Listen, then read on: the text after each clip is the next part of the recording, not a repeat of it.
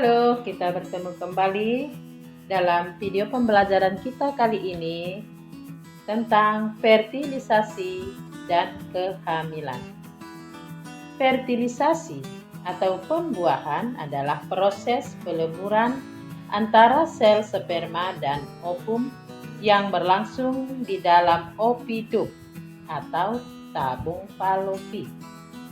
Hanya satu ovum yang dihasilkan wanita saat ovulasi dan ovum tersebut akan mati apabila dalam waktu 24 jam tidak dibuahi.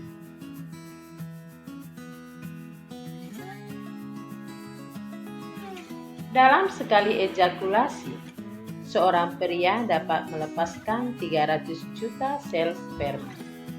Di antara jutaan sel sperma yang masuk dalam vagina, hanya satu sel sperma yang berhasil menembus dinding ovum atau zona pellucida dan mampu membuahi ovum.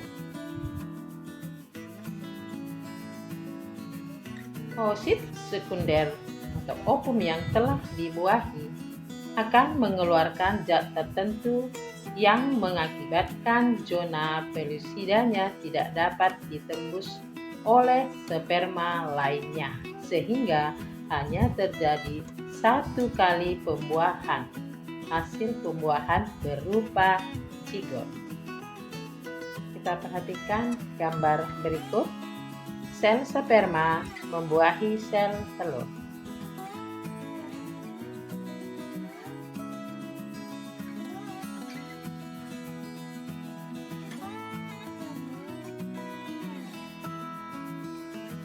Mari kita perhatikan gambar proses fertilisasi.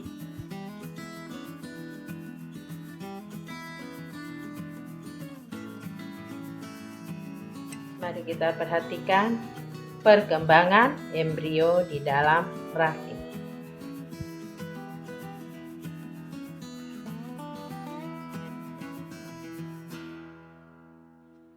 Zigot akan melakukan pembelahan mitosis melalui beberapa tahapan, yaitu dari morula ke blastula, ke gastrula, ke spesialisasi dan diferensiasi sampai dihasilkan janin atau embrio. Embrio berkembang menjadi dua bagian, yaitu embrio sebenarnya yang akan berkembang menjadi bayi dan membran ekstra embrio yang akan berkembang menjadi amnion, plasenta, dan tali pusat. Amnion atau air ketuban merupakan cairan di sekeliling embrio yang berfungsi untuk melindungi embrio dari berbagai goncangan. Embrio memperoleh makanan melalui plasenta atau ari-ari yang disusun oleh pembuluh darah dan dinding rahim ibu. Plasenta juga berfungsi seperti paru-paru dan ginjal bagi embrio. Tali pusarmu merupakan penghubung antara ibu dan janin. Masa saat mulai pembuahan, perkembangan embrio hingga saat sebelum kelahiran disebut masa kehamilan. Pada manusia, masa kehamilan berlangsung lebih kurang 38 minggu atau 9 bulan.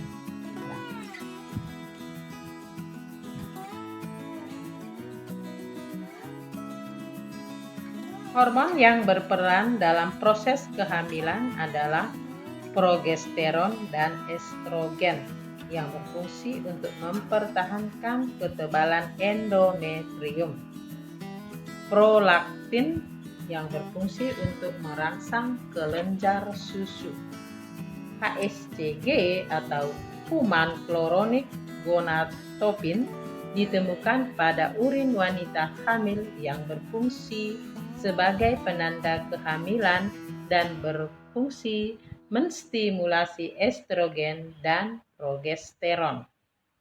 Persalinan atau proses kelahiran diawali dengan adanya serangkaian kontraksi otot uterus, pecahnya amnion, pembukaan dan pemipihan serviks, kemudian fetus atau bayi keluar melalui vagina. Hormon yang berperan dalam proses kelahiran adalah relaksin yang berfungsi mempengaruhi peregangan otot pada simfisis pubis. Estrogen dan prolaktin berfungsi untuk merangsang kontraksi otot dinding rahim, serta oksitoksin merangsang mengkontraksi otot uterus menjelang kelahiran. Pernahkah kamu melihat ada orang yang memiliki wajah yang sama?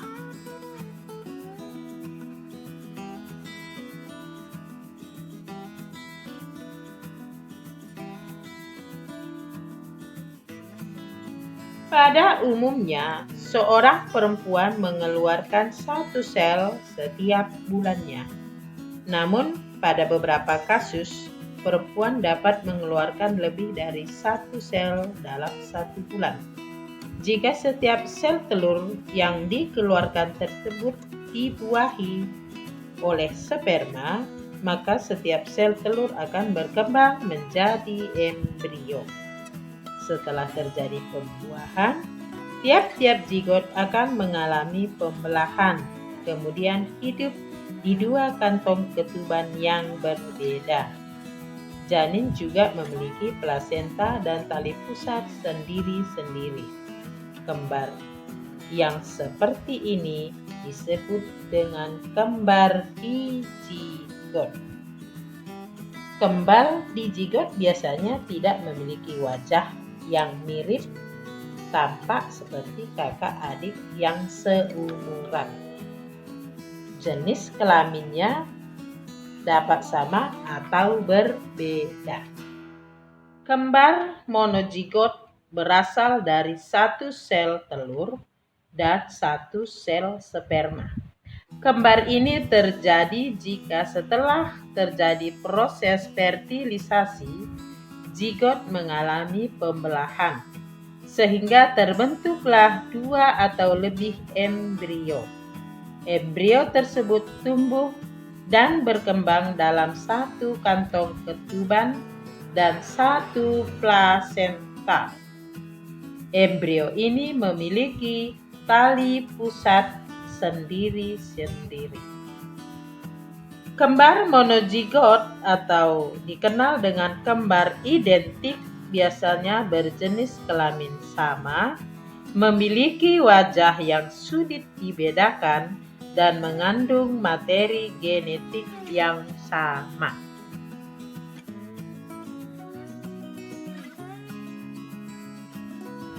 Penyakit yang dapat terjadi pada sistem reproduksi manusia antara lain 1. HIV atau AIDS. 2. Herpes genitalis. 3. Sifilis atau raja singa. 4. Gonore. 5. Keputihan. 6. Epididimitis. Tugas 1. Jelaskan proses fertilisasi pada wanita. 2. Jelaskan tahap-tahap perkembangan janin.